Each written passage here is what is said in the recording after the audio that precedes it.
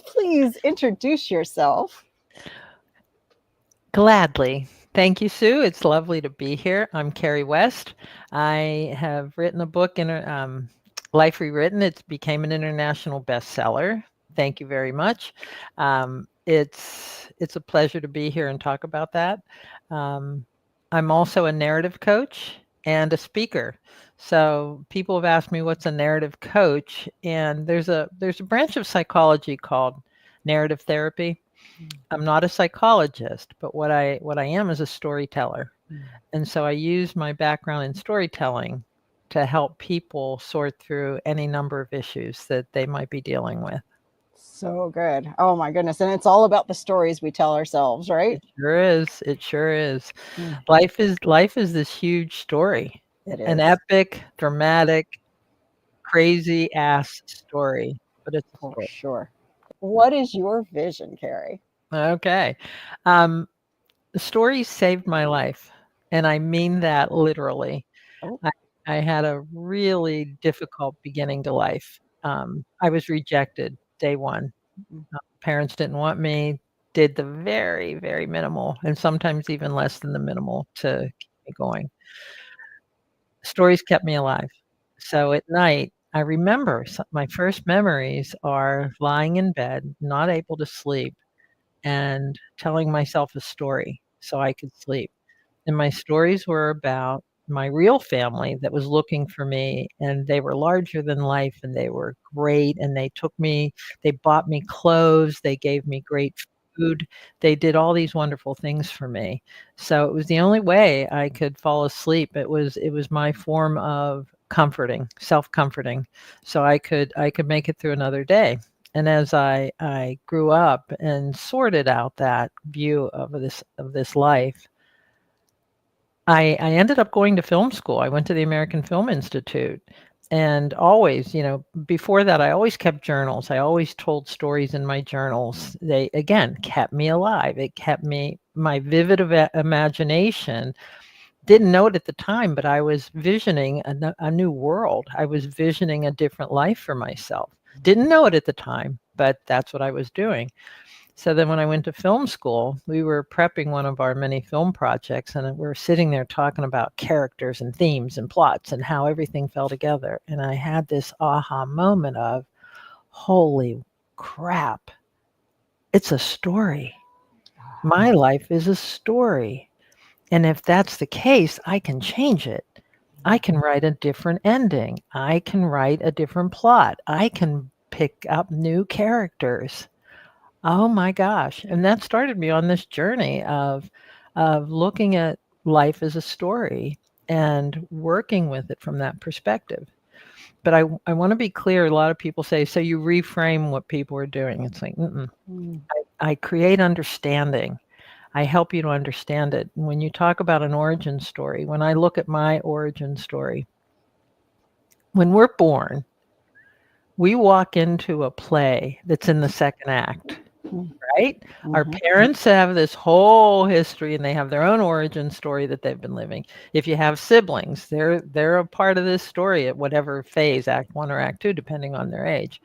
But you walk in dead center. It's like you're walking on stage that's on a play that's been going on, and you have no idea what it's about. You haven't talked to a director, you haven't seen a script, so you're like, Line. "Line." Yeah, exactly, line. And so how do you create your story? What is that foundation of your story?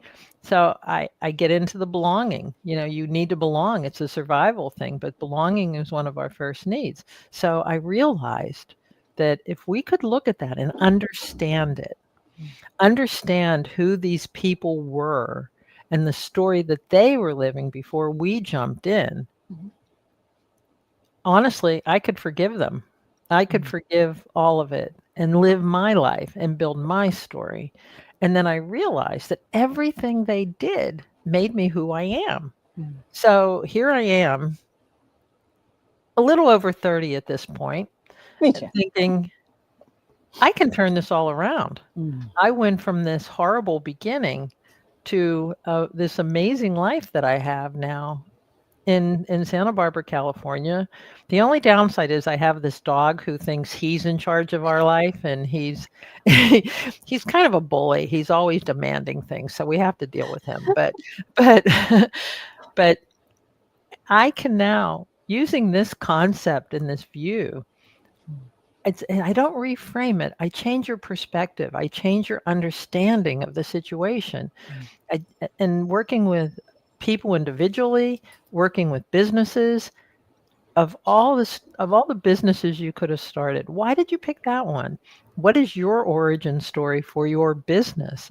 Then you can take that apart. When you understand it, it's like, oh, I've had more people have aha moments just getting them to understand their origin story, where they came from. So if I could change, if I could talk to everybody about their original story, their backstory, or how they became who they are today, it changes almost instantly. It doesn't even feel like you have to go through this big whole process of change. You just have this understanding and awareness that that a lot of these stories weren't ours. Half of the stories that I was living about life is hard, or you have to work hard and work 90 hours a week just to get by. That's my parents' story. My parents were immigrants that had rough lives coming in. That was their story. Why do I have to take that on? Mhm. Can't I believe that life is beautiful, and you can create wonderful, magical things really easily? Does it have to be you have to work 90 hours a week to barely get by? There's hardship and struggle? Mhm. No. I don't think life was intended to be hard and difficult. I think we were given this beautiful playground, and we've turned it into this dramatic fight sequence almost from some Mm. big epic battleground. Mm. So that's my vision. I think if we challenge these original stories we've been given, Mhm. we become a lot happier. I can see that. That's incredible. And tell me more about how it looks like when you're working with a business owner, as far as like I can see how this would be almost therapeutic, maybe even Hmm. more than therapeutic for like a Yeah. personal side for sure. Where does this work for, a business as far as figuring out their business origin story? What happens next? Well, it's so funny. I'll answer that with an example. My partner is a musician. He plays classical bassoon, and he has this really fascinating conductor that he works with on a regular basis. And I said to him one time, "Maestro, can I talk to you about your origin story?" He says, "Yeah, sure." And turns out he's Italian, but he was raised in Switzerland. And even as an 8 or 9 year old, you know, playing music happened almost immediately. A lot of these musicians, even my partner, he picked up instruments when he was 3 years old. He was always fascinated with it. Oh, So I said, "Maestro, how did it start?" And he said, "Well, me and my cousins, when we were 8 or 9 years old, we'd grab our instruments and we'd go into, some area and we'd play. And I always found I had to tell them where they needed to sit and how they needed to perform." And I said, "Do you see how that affected you becoming a maestro?" And he said, "No, I don't think it." It's like, okay, maestro. So here you are, a 9 year old, and you're already organizing all these other musicians and telling them what parts to play and how it's going to sort out. Can you get that? And he went, "Oh, you're right. I had no idea." wow. I said, "So how does that fit for you now that you have that awareness?" And he said, "That brings me great joy." Mm.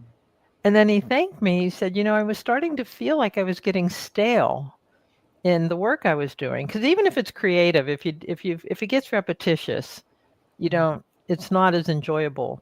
But when he started remembering the joy he had with his cousins and his friends as kids, Mhm. and as kids, we haven't learned yet about how you're supposed to do things or what you should be doing. So he remembered that, and that he's been saying that his work since that conversation has just been exponentially more fulfilling. Wow. He brought some of that forth, that remembering of how much fun he had when he was just playing with his cousins. That's So amazing. so in some other cases, I've worked with a lot of entrepreneurs and it's like, well, why did you pick that business? And by the way, even if it's because this is something you felt you could make money at, great. But there's still a reason why you chose to become a chef rather than an accountant. Mhm. When I talk to accountants, it's inevitably my parents always enjoyed um, their budgeting and that, and I always felt like I connected. There's typically some connection with the family. When you're a chef and you want to start your own restaurant, there's some connection in your childhood that around cooking. My mom was a great cook. For all of her shortcomings, she really could bake and she was a great cook. So there's one of my sisters is a chef and she knew all mom's recipes and she had all that stuff. It's so fascinating. So the other part of it too is sometimes these accountants take on. I worked with a different accountant who took this on because his parents pushed him to say Mm. accounting will always mean you'll always have a job, and he hated numbers. He he was probably like me. I can barely handle an Excel spreadsheet, but but his parents thought if you take a job as an accountant, you always have work. You'll never be Mhm. out of work, which is a common thing for people when they start a business or they're picking a career. It's what were we told we should do? Mm. And when I hear should, I think, tell me that story. What story? Who told you you should do this? What's that story? And it's inevitably, well, the schools said I did well Mm. in sciences, so I should be a doctor, or or I passed some interest test that said I should do this, so I take that career. And starting a business is the same thing.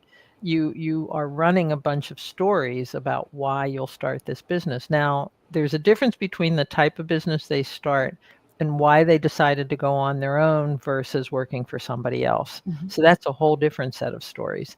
If you have started a business, back to the accountant, you started a financial consulting business. You do a lot of financial consulting. I had another client who just loved helping people with their wealth portfolios. Felt that it was like playing Clue or strategy. It was one of these, or chess. Hmm. Chess is a very complex game. So they excelled at that type of an environment. Mm. So financial planning to them was different than being an accountant. Mhm. Mhm. So it's fascinating to me how they put this together, and you can always trace it back to something in their origin story. Mm. And I was talking with a guy who wanted tenure, had been trying forever to get tenure, and would shift to universities hoping to get tenure. And he was getting ready to do it again, and he called me and he said, "Look, I need to get tenure." And I said, "Why? Why do you need it?" Oh, job security. And okay, where did that come from? Mm. Well, my parents, and it inevitably comes back. And it's like, so what was your parents' relationship with their parents? Oh, my grandparents were awesome. But how did your parents get along with them? Oh my God, my mom hated her mother because her mother kept pushing her to do stuff, blah, blah, blah. I said, do you see how that rolls down the generational story? And your Mm. mom was pushing you because, and he was like, oh, huh. After 5 sessions, he had tenure. Wow. And it was when he said, "You're right. I'm gonna quit trying so hard. It'll happen or it won't happen. I know I'm a great professor, teacher. I'll always have work. I'm not gonna worry about it." Son of a gun, if a tenure position didn't open and they called him. He Amazing. didn't have to apply for it. He didn't have to do anything. Even better. Yeah. So I promise you, if it's a CEO of a corporation, if it's a chief executive, if it's a middle management, there's an origin story to that. Teachers are another great one. A lot of women are teachers because they were told as young women the teaching profession is a great profession for you. Mhm. Now, not always true. Some people do it because that's their way. They want to help kids. They like working with kids. They want to help them. But it's so important to understand that origin story. And more often than not, it brings together this sense of fulfillment of Mm. why you've picked this business that you want to go into, or this career path that you want to do. Tell me more. So fulfillment, I could see that being like kind of closing the loop, like Mhm. understanding why you're in this. What else does it do for them to Well, have that? sometimes it sets them free. Mm. I had another client who became a lawyer Mhm. because dad was a lawyer and his dad was a lawyer, and that's what we did. We were a family of lawyers, and he was miserable. Absolutely miserable. Wasn't very good at it, had been doing it for 15 years and was still an associate, still Mm. hadn't even gotten anything like a partner track, and he actually I said to him, "Well, what if you had a perfect world?" Because he kept saying, "Well, I'm 40 years old now, I can't change careers now, I'm stuck." And it's like, "Dude, you wanna know when I started this career? You don't wanna know how old I was when I started this career. You just don't."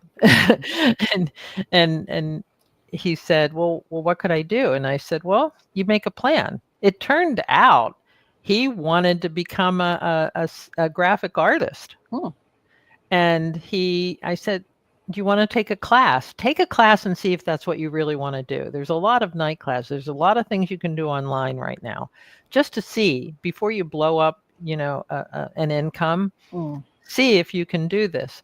Well, it turns out he took one course, he loved it. Then he did a weekend adult learning program, loved that, and actually built a portfolio for himself and actually did become a designer. Wow. Found his path. It took him a little bit of time. It didn't happen overnight, but he Mm. built his confidence level with his skill set, and then he needed to get strong because, of course, his parents, who were both retired at that point, thought he was nuts for doing it. So there was Mm. also that kind of coaching to help him deal with that kind of a shift. But he Yeah, was happier than he'd ever been. that's so cool. Yeah. So cool. Now, So how does oh, your book fit into this? my book, Life Rewritten, is the foundational beginnings of why I picked this path. Mm. And it talks about the elements of storytelling and how I applied those to my life. And then I provide a how-to section in each book. So you don't have to go and buy a workbook after you buy the book. It's pretty straightforward. I start off with a story from my life and the story element that goes along with that, and then how to apply that to your life. My next book, which will be out hopefully by the fall, is Business Rewritten. And Mm. it's again how you can apply these same principles to business. So I figured life is first, then business rewritten. And then I have another book, Money Rewritten, which talks about the money messages we've been given and how to deal with the money stories that we carry so that you can live. I have what I call the wealth, prosperity, and abundance quotient, or IQ, the WPA IQ. Most people think of money. They don't think about prosperity or abundance and what that means. And so I take apart the money stories we've been given so that you can apply that, because the money stories we've been given affect our careers, affect our choices with Mm. businesses we start. It's an underlying theme that affects everybody's life Mm. is their money. But again, I call it the wealth, prosperity, and abundance index because that's really what we're talking about. Money is an intangible concept. It's really not something cold, hard fact. So Life Rewritten was the start where I Mhm. introduced these ideas of looking at the actual story elements. I look at characters, themes, plots, inciting incidents. The inciting incident, you know what that is as a writer. Yeah. Why did you take this journey right now? What event? What happened? Mm. For me, it was when my father died. I hit rock bottom, and that was it. That told me I needed to really take a look at my life and deal Mhm. with it. And that sent me on this journey. There's inciting incident. Why did you start this business at this time? Mhm. Are you solving a problem, or are you addressing something, or are you taking over a business, or is this just where your skills lie? So understanding that inciting incident, why is such a foundational thing to know. So that's all covered in Life Rewritten, and then from there I take it into these other ideas. Thank you for being here today. I'm really happy that you tuned in to Vision Pros Live. I'm looking forward to seeing your reactions as these episodes continue to move forward. This is going to get more and more fun. We'll have more and more engagement as well. We'll invite people to participate in the show. And thank you for giving us your time and attention. Have an excellent time building out your vision and becoming a Vision Pro yourself.